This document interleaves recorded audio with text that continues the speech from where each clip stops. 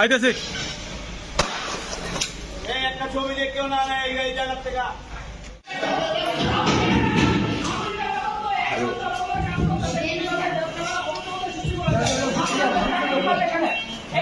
আপনাকে প্রতিটা মুক্তিযোদ্ধা আমি কমপ্লেন করবো আপনাকে পরিষ্কার করার চেষ্টা করবো এখনো পর্যন্ত এখানে ছবি থাকে কিভাবে এর সাথে আপনারা জড়িত আপনারা এখনো চারটা কোটে দাঁড়ান আপনি চারটা কোটে দাঁড়ান আপনি চারটা কোটে দাঁড়ান যে জায়গার ভিতরে সারা বাংলাদেশে বঙ্গবন্ধু একটা ছবি নাই হাসিনার একটা ছবি নাই এখনো পর্যন্ত এখানে ভিতরে হাসিনার ছবি থাকে কিভাবে ছবি থাকে কিভাবে এখানে আপনাদের সাথে জড়িত আপনারা মিলিতভাবে মিলে দেশটা নষ্ট করার জন্য আমার চক্রান্ত এই যে সাম্প্রদায়িক উস্কানিমূলক যেগুলো হইতাছে সম্পূর্ণ প্রতিস্থল এখানে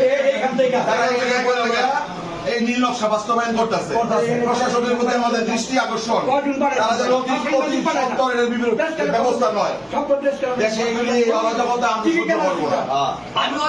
আমরা হিন্দুত্ববাদী চাই না, তারা হিন্দুদের দালাল, ভারতের দালাল তারা। এই দেশে তাদের বসবাস করার অধিকার নাই।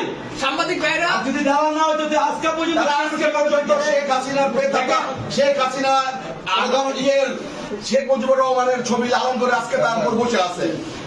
এটার ব্যাপারে প্রশাসন আসু দৃষ্টি দিব, নয়তো আমরা হাতে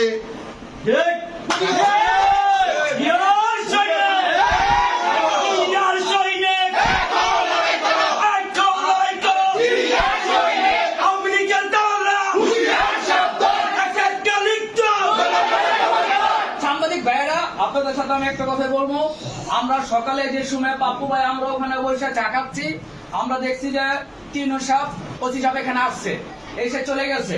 যে সময় আমরা খবর পেয়ে এখানে আসলাম, আমরা এখানে ঢুকছি, ঢুকার পরে তাদের সাথে কথা বলছি, তারা আমাদের ঢুকতে দিচ্ছে না। তারপরে ঢুকার পরে আমি যে সময় ঢুকার পরে দেখলাম এখানের ভিতরে এখনো পর্যন্ত শেখ মুজিবুরের ছবি, হাসিনার ছবি, সরেছে হাসিনার ছবি এখনো পর্যন্ত প্রতিটা দেওয়ালে লাগানো। পরে আমি উদ্যোগ নিয়ে আমার বন্ধু বান্ধব ভাই বোনদের নিয়ে সবকটা ছবি নামাইছি, এমন ভাঙচুর করছি। এখনো পর্যন্ত এখানে বঙ্গবন্ধুর ছবি, হাসিনার ছবি থাকে কিভাবে? দেখেন, আমরা এটা প্রশাসনের কাছে দৃষ্টি আকর্ষণ করতেছি যে সুন্দরভাবে একটা বিচারের আওতা না হোক। আর যারা এখানে মুক্তিযোদ্ধার সাইনবোর্ড লাগায় বসে আছে, তারা কিন্তু এই দেশের নাগরিক করে দিচ্ছে। তারা এই দেশের নাগরিক না, তারা হচ্ছে হাসিনা দূষর, তারা হচ্ছে আওয়ামী লীগের দালাল, তারা হচ্ছে ইন্ডিয়ার দালাল। তাদের বিরুদ্ধে ব্যবস্থা না হোক আর এই অফিসটা বন্ধ থাকবে, সাংবাদিকদের অফিসটা বন্ধ থাকবে। আর এখানে যে পরিচয় দিচ্ছে সে কমান্ডার, সে কিন্তু হাসিনা দালাল।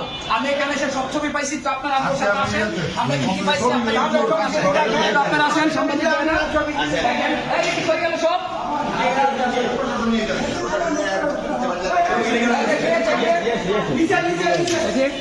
আপনারা একটু নিচে ভিডিওটা দেখেন, সাংবাদিক ভাইয়েরা দেখেন এখানে পর্যন্ত কিভাবে থাকে। আমি হুমায়ুন বলছি, বঙ্গবন্ধু যুবদলের সাংগঠনিক সম্পাদক। আমার থেকে আমি সব আলোচনা করছি এখনো পর্যন্ত থাকে কিভাবে। এখানে মতো বঙ্গবন্ধু ছবি সব এখানে ভিতরে আছে, আর আমি তো না করছিলাম ভিতরে সব লাগানো ছিল। কিভাবে থাকে দেখেন এখনো পর্যন্ত কিভাবে থাকে এখনো কিভাবে থাকে সবাই সামনে নামাইছি, সকলে ভাঙচুর করছি কিভাবে এখনো পর্যন্ত আর অফিসে বলে এখন আপনি তো বন্দর থানা যুবদলের সাংগঠনিক সম্পাদক, আপনার নামটা? আজকে আপনারা এখানে আসছেন কি উদ্দেশ্যে এবং কি পেলেন? আমরা যে সময় ওখানে বসে স্থানে কথা বলতেছি, আমি পাপ্পু ভাই, আমরা সব একভাবে বসে কথা বলতেছি। আমরা দেখলাম যে এখানে আপনার যে ওসি সাহেব আসছে, আসার পর চলে গেছে। আমরা ভাবছি যে আমাদের এলাকায় হয়তো বা কোনো কিছু হচ্ছে কিনা, ওসি সাহেব আমরা কথা বলতে আসবো। ওসি সাহেবের কথা বলছি, ওসি সাহেব চলে গেছে। তো আমরা গোপন সূত্রে খবর পাইলাম যে এখানে বসে মিটিং হচ্ছে। সেই সময় আমরা ভিতরে ঢুকতে চাই, আমাকে মুক্তিযোদ্ধা ঢুকতে দিচ্ছে না। পরে আমরা যুদ্ধভাবে ঢোকার পরে দেখি যে দেওয়ালের ভিতরে অসংখ্য হাসিনার ছবি, বঙ্গবন্ধু ছবি ঝুলানো। তাদের প্রশ্ন করলাম যে এখনো দেশ স্বাধীন হয়েছে 5 মাস, এই ছবিটি এখনো বন্ধ থাকে কিভাবে? তারা আমাদের বাধা দিচ্ছে ছবিটি ভাঙার জন্য। তারপর আমরা সবাই মিললে এককভাবে উদ্যোগ নিয়ে সব ছবিটি নিচে নামাইছি এবং যা ছিল সব নিচে নামে ভাঙচুর করে এখানে বন্ধ রাখছি। আর আমরা ভিতরে যারা বসে আছে তারা হচ্ছে আওয়ামী লীগের দালাল, হাসিনার দালাল। তারা এখনো পর্যন্ত মনে করেন যে দেশটা অরাজকতার সৃষ্টি যেতে হয়, দেশটাকে ধ্বংসের পর্যায়ে যায়, তারা পাইতারা করতেছে, আমরা তারা ভিতরে বসে রাখছি। এখন আমরা যারা বিএনপির বাইরে আছি সবাই এককভাবে আপনারা সাংবাদিক বাইরে নিয়ে আমরা একটা ব্যবস্থা নিব। আমার সিনিয়র নেতা কর্মীরা আছে, তারা এখন কথা বলবে। আসলে এই জিনিসটা এখন তো সারা বাংলাদেশে একটা ষড়যন্ত্র। আমাদের হিন্দু ভাইয়েরা যারা যারা আছে তারা নিরাপদ আছে, অথচ একটা পার্শ্ববর্তী দেশ এই সরকারকে এবং তারিখকে সমালোচনা করার জন্য বিশ্বের কাছে ভাবমূর্তি বাংলাদেশে নষ্ট করার জন্য একটি চক্রান্ত হচ্ছে।